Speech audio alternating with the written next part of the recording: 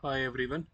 सो यार जी पैट का एग्ज़ाम हो गया और जितना सुनने में आया बड़ा ही आसान एग्ज़ाम था इस बार जी पैट का।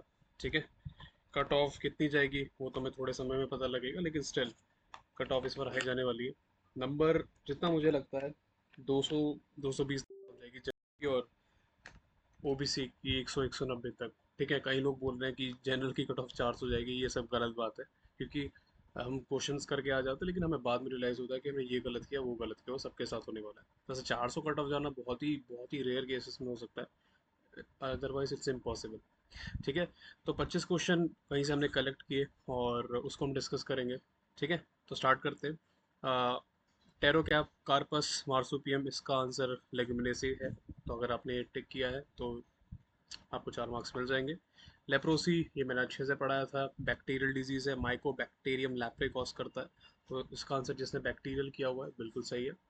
नेक्स्ट है syphilis is caused by which organism. तो ये बड़ा ही सिंपल है। सिफिलिस मैंने बोला था कि कॉजेटिव ऑर्गेनिजम्स की लिस्ट पढ़ लेना। ट्रिपोना पैलिडम कॉज करता है।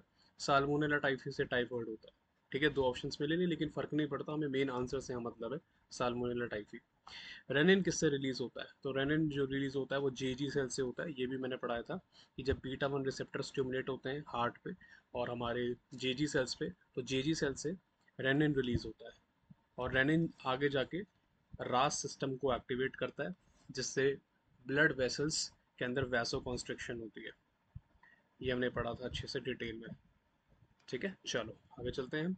कौन सा सबसे सूटेबल मेथड है एचआईवी को डिटेक्ट करने का? That is reverse transcription, PCR, polymerase chain reaction.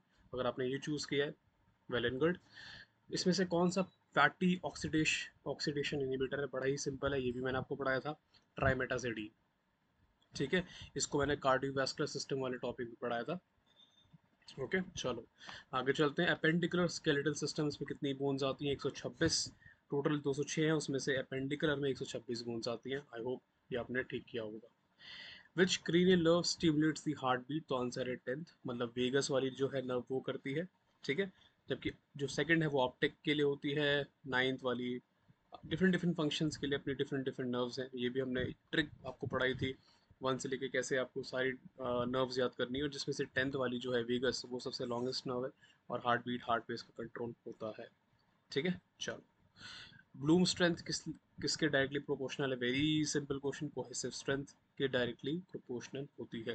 Basically वहाँ पे जिलेटिन मॉलिक्यूल्स के अंदर क्रॉस लिंकिंग होती है, तो उससे कोहेसिव स्ट्रेंथ पैदा होती है, उसके डायरेक्टली प्रोपोर्शनल होती है ब्लूम स्ट्रेंथ। चलो। Total amount of air in and out of the lungs is known as tidal volume. तो इसका आंसर टाइडल है। ठीक है। रेसिडुअल काफ़ी लोगों ने किया। Residual volume is basically the amount of air जो रह जाती है आफ्टर मैक्सिमल एलेशन। अगर आप मैक्सिमम एक्सेल कर दो हवा, उसके बाद भी जो हवा आपके लंग्स में रह जाए उसे रेसिडुअल बोलते हैं। और ये बहुत ईजी था, क्योंकि residue something which is left, जो बच जाता है। कभी भी वो चीज़ आंसर्स का रेसिडुअल नहीं होने वाला था। 300 बेड है तो वहाँ पे कितने फार्मासिस्ट लगेंगे? इसका आंसर 10 हो जाएगा। तो आई होप आपने 10 किया होगा। देखो बाकी आंसर्स भी यहाँ दे रखे हैं। ठीक है। अगर 200 बेड हैं तो 8 फार्मासिस्ट लगेंगे, 100 बेड है तो 5, 50 के लिए 3। मेन जो चीज़ है वो है हमारा 10। कोम टेस्ट एंटी ग्लोबुलिन के लिए इस्तेमाल होता है। येलो फीवर के लिए पीसीआर टेक्निक है। टाइफॉइड के लिए विडाल टेस्ट, वाइडल टेस्ट। सिफिलीज के लिए सीरोलॉजिकल टेस्ट होता है। तो यहाँ पर आंसर बच जाता है कोम टेस्ट। एलिमिनेशन मेथड से आप कर सकते थे। इसमें से कौन सा नाइट्रेशन के लिए जाता है? वो है टोलिन।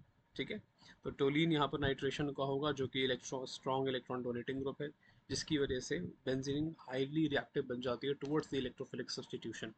ठीक है, तो टोलिन आई होप आपने ये किया होगा।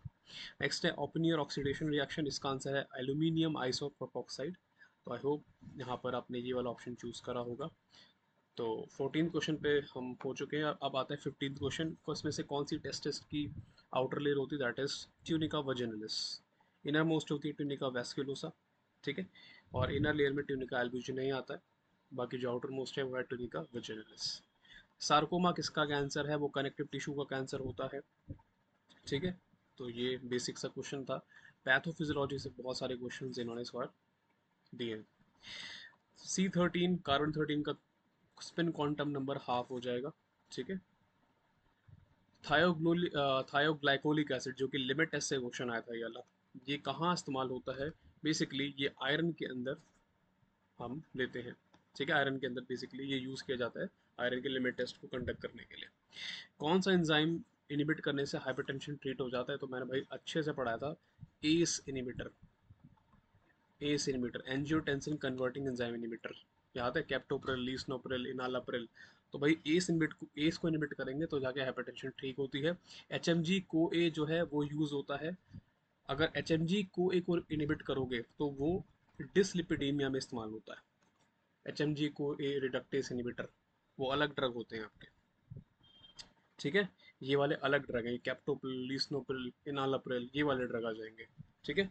डिसलिपिडीमिया वाले अलग ड्रग्स होते हैं जो कि हमारे एच एम जी को ए के फॉर्म में दिए जाते हैं, एच एम जी को ए रिडक्टेस के फॉर्म में। शॉर्ट एक्टिंग, इसका मैं हल्का सा श्योर नहीं हूँ कि ऑप्शन जितने मुझे मिल पाए, अगर एट्रोफोनियम दिया था तो वही आंसर है यहाँ पर। तो हल्का सा कंफ्यूजन, अगर यही ऑप्शन आए थे आपके सामने तो उसका आंसर एट्रोफोनियम होना चाहिए। विटामिन सी से स्कर्वी होता है, ये तो बच्चे बच्चे को पता है, बेसिक सा क्वेश्चन था। डीपीपी 4 का आंसर सिप्ताग्लिप्टिन है, ये भी बेसिक सा आंसर है, डायबिटीज़ मेलिटस में हम इस्तेमाल करते हैं, ठीक है? आई होप ये आपका सही हुआ होगा।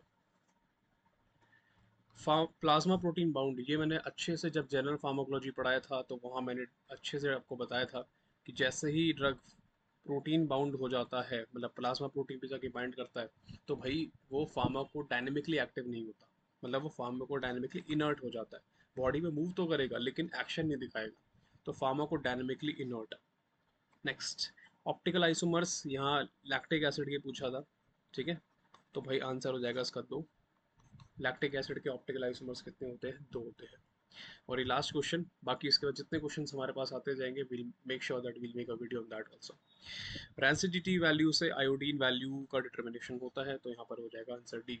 तो हमने 25 क्वेश्चन डिस्कस कर लिए, लगभग 100 मार्क्स का डिस्कस कर लिया है। एक बार आप चेकआउट कर लेना कि आपका इसमें कितने गलत हो रहे हैं। मुझे ऐसा लगता है मोस्ट ऑफ द क्वेश्चंस आपके सही होंगे क्योंकि पेपर आसान था। फिर भी all the best for that, and when ever जैसे आगे के क्वेश्चंस मेरे पास आते हैं मैं नेक्स्ट 25 क्वेश्चंस पे वीडियो बना दूंगा। Thank you so much.